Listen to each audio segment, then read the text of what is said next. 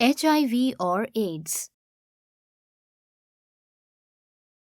Ads का मतलब है उपार्जित प्रतिरक्षी अपूर्णता सहलक्षण यानी एक्वायर्ड इम्यून डेफिशिएंसी सिंड्रोम, जो कि मानवीय प्रतिरक्षी अपूर्णता विषाणु यानी ह्यूमन इम्यूनो डेफिशिएंसी वायरस या HIV के संक्रमण से होता है। HIV संक्रमण का आखिरी चरण एड्स है, जो कि मानव शरीर की प्रतिरक्षा प्रणाली, खासकर सहायक टी कोशिकाओं यानी हेल्पर टी सेल्स पर आक्रमण करता है।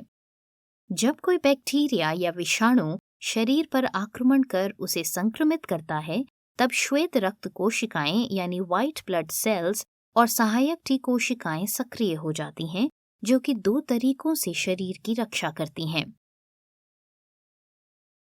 पहला, साइटोकाइन नाम का रसायन स्राव करके, जो कि अन्य WBC को संक्रमण की जगह पर आकर्षित करता है, जैसे कि टी कोशिकाएं और मैक्रोफेज, और इस तरह आक्रमण करने वाले बैक्टीरिया और विषाणु को नष्ट कर देता है।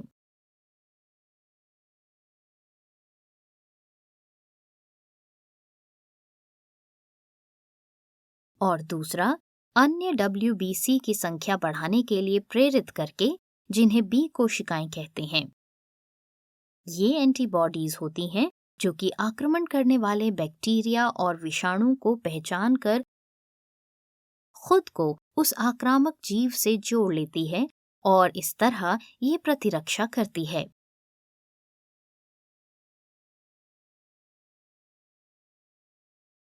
HIV संक्रमण होने पर विषाणु सबसे पहले सहायक टी कोशिकाओं को संक्रमित करके अपने जैसे कई प्रतिरूप बना लेता है और फिर ये प्रतिरूप बाकी के सहायक टी कोशिकाओं को संक्रमित करते हैं।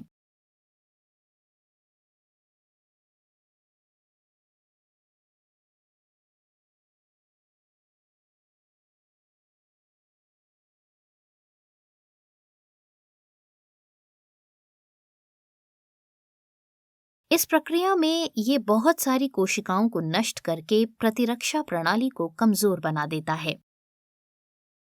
इस समय शरीर को कई तरह के संक्रमण होने का खतरा रहता है। इस तरह के संक्रमणों को अवसरवादी संक्रमण यानी ऑपर्चुनिस्टिक इन्फेक्शंस कहते हैं।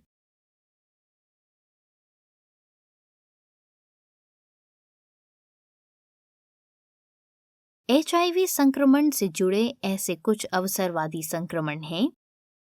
पहला, मस्तिष्क ज्वर या मस्तिष्क शोथ यानी मेनिंजाइटिस एन्सेफेलाइटिस। दूसरा, निमोनिया यानी न्यूमोसिस्टिस कार्नाई यानी TB। तीसरा, परजीवी संक्रमण यानी पैरासिटिक इन्फेक्शन के कारण हुआ दीर्घकालिक दस्त यानी क्रॉनिक डायरिया। चौथा, कर्क रोग यानी कैंसर, जैसे कि कापोसी सार्कोमा और लिम्फोमा। किसी व्यक्ति को एड्स तब होता है जब उसे HIV संक्रमण के साथ साथ कम से कम एक अवसरवादी संक्रमण हो। HIV संक्रमण होने के तरीके हैं। पहला, असुरक्षित यौन संबंध, वीर्य, यौनिक या रक्त। दूसरा, संक्रमित रक्त या रक्त पदार्थ। तीसरा, इंजेक्शन सुई का एक से ज्यादा लोगों द्वारा इस्तेमाल।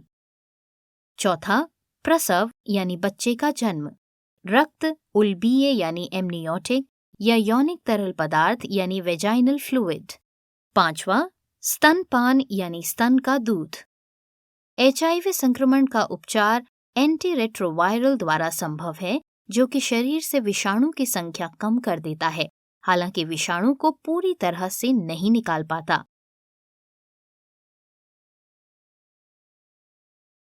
सामान्यतः इस्तेमाल की जाने वाली एंटीरेट्रोवायरल दवाइयां हैं nucleoside reverse transcriptase inhibitors, non nucleoside reverse transcriptase inhibitors, protease inhibitors और इंटीग्रेज इनहिबिटर्स नए विषाणुओं के बनने और फैलने में रुकावट पैदा करते हैं और एंटी इनहिबिटर्स विषाणु को कोशिकाओं की सतह से चिपकने नहीं देते और उन्हें अंदर आने से रोकते हैं।